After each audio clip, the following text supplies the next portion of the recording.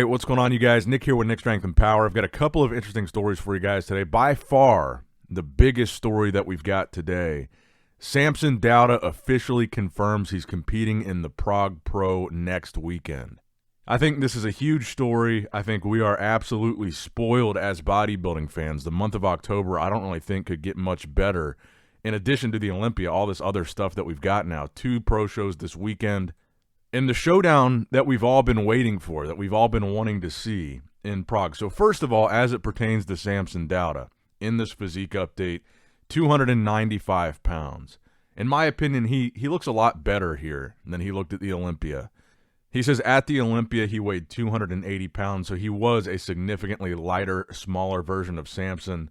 Not only just visually, but literally, he was much lighter. And so he says that he's holding the same stage condition while pushing his weight back up to 295. So he is looking for some redemption here. He wants to bring a better look to the stage, and I think it probably is kind of a test run for maybe one of the bigger upcoming shows like the Arnold Classic Ohio or the Arnold Classic UK, saying, okay, I don't like what we did for the Arnold. We got to go back to the drawing board, do something different, come in bigger, come in fuller. And this could be like a test run for that. And this is really one of the things that I love about Samson. He's not afraid to compete. Every year we see him doing multiple shows, and especially right after probably the most disappointing Olympia placing of his career, to just step on stage a couple weeks later. I think it's just awesome to have a Mr. Olympia or a former Mr. Olympia not be afraid of competing. So I love to see that Samson is out there getting active just weeks after the Olympia loss. But I think in addition to this, things just got really exciting for the Prague Pro. This is like what bodybuilding fans have been dreaming of seeing. And Keone Pearson himself has been dreaming of doing. Even before he announced his switch to Open, he had said on multiple occasions his dream was to step on stage with Samson Dauda while Samson Dauda was still on top. So now we actually get to see, fresh off of the Olympia, for everybody that thinks that Keone could be the pound-for-pound best bodybuilder on the planet, we get to see him really potentially prove himself. Because imagine the implication. Now it's not just Martin. Martin is good enough. Martin is a top 5 Open Olympian, top 4 last year. If Keone was able to beat Martin in Prague, I think that alone would be huge for Keone and really would prove himself. But now you've got Samson Dauda. And granted, he dropped to 4th at this year's Mr. Olympia. It wasn't his best. Obviously, I think he's looking to come back looking a lot better at this Prague show and prove that he's still got it. But imagine if Keone beats both Martin and Samson Dauda, a recent Open Mr. Olympia champ. Keone gets to actually make the case for himself here. This pound-for-pound best bodybuilder conversation. If Keone beats Samson and Martin, I hope that Keone does not go back to 212. If Keone beats Samson and Martin at this show, I hope he stays in Open and begins his Open bodybuilding journey, because I think that would be proof this is where he belongs. And I know that Keone even said he struggled to make that 212 weight cutoff. That could have been one of the things that impacted his look at the prejudging, was trying to make that weight. And so if he wins a show like this and beats 2 bodybuilders like that, and I'm not saying he's going to do that, although I think he has a chance. I think if he does that and he's no longer restricted by his weight limit in 212, I really think Keone should go to do the Arnold, because if he beats Samson and Martin here, I think there's a strong case to be made that he could win the Arnold in Open. Because this is fresh off the Olympia stage still, too. So Keone was just competing in 212. So Prague doesn't give him a whole lot of time to really shift gears into Open. The Arnold would give him, what, almost 5 months from the 212 Olympia to the Open Arnold? It would give him a bit more time to prepare and kind of shift into Open. It wouldn't give him a full offseason, but it would give him more time. So the point being, if he's able to step off the 212 Olympia stage and beat somebody like Samson and Martin without really having much time to shift gears into Open, I hope that's the point where he says, okay, I belong in Open, this is where I'm going to stay. And granted, the reverse could be true. We could see Keone come in here and not win, and we could see him place not good. And then he says, okay, I need to go back to the drawing board and maybe take a whole year to try to shift into open, or maybe he stays in 212. Who knows? But I mean, what more could we really ask for here? This is like a bodybuilding fan's dream. You get to see a 212 Mr. Olympia, Keone Pearson, who some people are arguing is the pound-for-pound best bodybuilder in the world, versus an Open Olympia champ, Samson Dauda, right after the Olympia in an open show.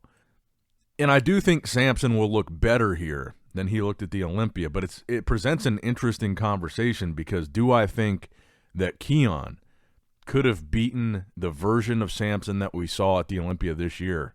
I do.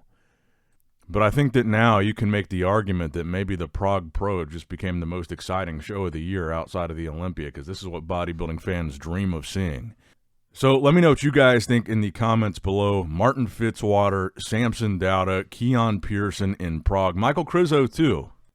Who comes out on top in that lineup? Let me know in the comments below. Now, next up in the news, there's a really interesting discussion that I'm starting to see some open guys react to, and that is a post from Lee Haney where he posted a picture of Hadi Chupin and Derek Lunsford. Lee Haney, as you guys should know, an 8-time Mr. Olympia champ. So this is the debate. He says, in my personal opinion, there needs to be 2 classes in the Mr. Olympia open class. Reason, physiques like Samson, Andrew, and Tabani exhibit more balance due to their height, whereas Derek, Hadi, and Nick appear to carry more mass per pound. The results are confusing to say the least, along with unparalleled appearances of the results. There's always room for the emergence of new standards. Now, I think this is an interesting discussion, right? Because, of course, one of the big controversies this year is people like the taller physique, and really every year that you have a shorter guy win, is that there's a group of people that find the taller physiques a lot more impressive and the shorter physiques not as much, and the shorter physiques still win. Now, I think the issue with this is kind of just the fact that 212 exists. And I feel like 212 was originally created like pretty much for this reason. Because even though technically 212 is a weight-limited division, it's also kind of a height division too, because most guys can't be under 212 if they're a taller guy. It's not going to happen, or they're not going to be competitive in 212 because they won't have enough size. So the first issue I feel like is just the fact that 212 exists and it kind of served that purpose. And I think maybe you could make the argument that instead of a weight limit, you could make 212 a certain height, and that's it. There's no restriction, and have a lightweight and heavyweight version of the Olympia, even though that's kind of already what it is. But then I think the issue with that is, then how does the prize money work? Do they split the prize money between the two divisions, or does it stay $50,000 for the 212 guys, or the shorter guys, and then it stays $600,000 for the tall guys? Because then it would be unfair for the short guys that have won the Open Olympia against the tall guys, because then it's like, okay, now you guys got to move back to this other class where you don't get paid like anything. So I think the idea is interesting. I get the concept. I just don't know how it could be implemented in a way, because 212 already exists. Here's what Regan Grimes had to say. He's one of the open guys that reacted to this. Checking in from Mexico. Just hear me out for 1 second. I really want your opinion on this because it's something that's got a lot of people talking. So Lee Haney, that I put up here, made a post. 8-time Mr. Olympia recently said there should be 2 classes in the Mr. Olympia division. And honestly, I find that really interesting because I've had that same thought before. Think about it. Like when you've got guys like Derek, Hadi, Nick, who are around 5'5" or 5'6", they're carrying a lot more mass per pound. Their physiques are incredibly dense and compact. Then you've got taller guys like Samson, Andrew, myself, Beiruz. We're closer to 6 feet, 280, 260, 280. It's a totally different look. It's like apples and oranges. You're judging 2 completely different structures, proportions, and visual impacts.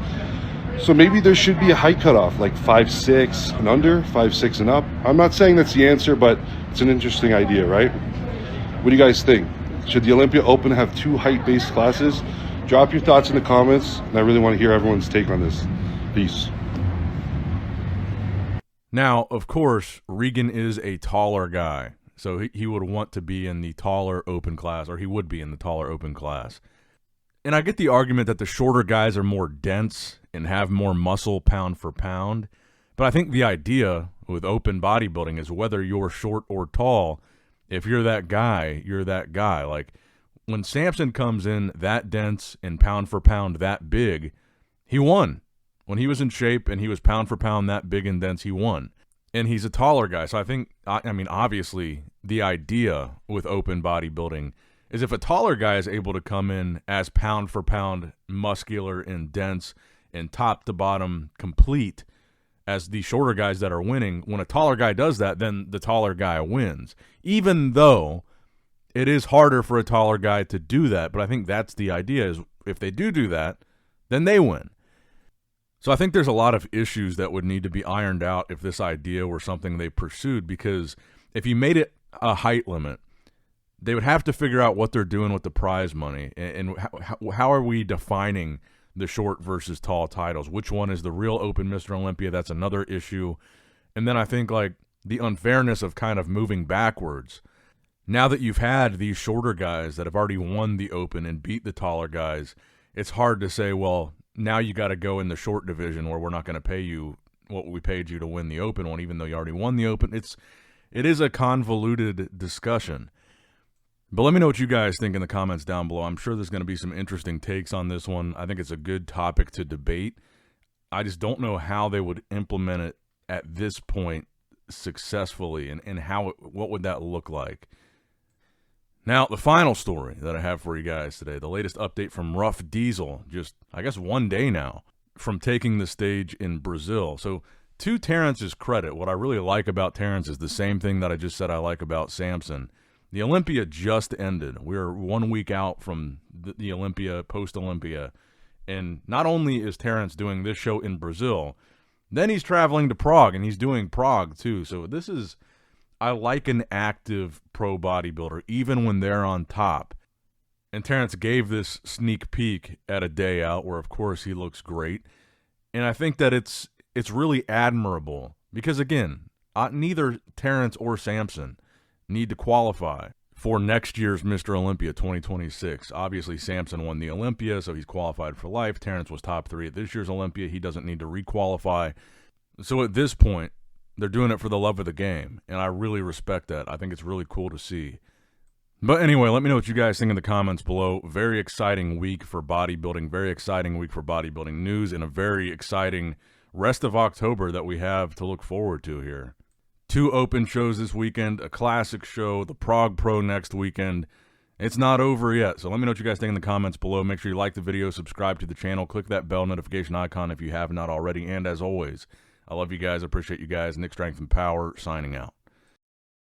All right, guys, don't forget to click that like button and subscribe to this channel if you enjoy the content. Also, check out my Instagram at Nick Strength Power. My Facebook page, which is simply Nick Strength and Power. My secondary YouTube channel, Nick Strength and Vlogs, for vlogs and bonus content that you will not see on this channel. And consider subscribing to my third YouTube channel, Nick Strength and Pokemon, which is all things Pokemon and trading card games, completely unrelated to this channel. So if you're into that, give that one a look.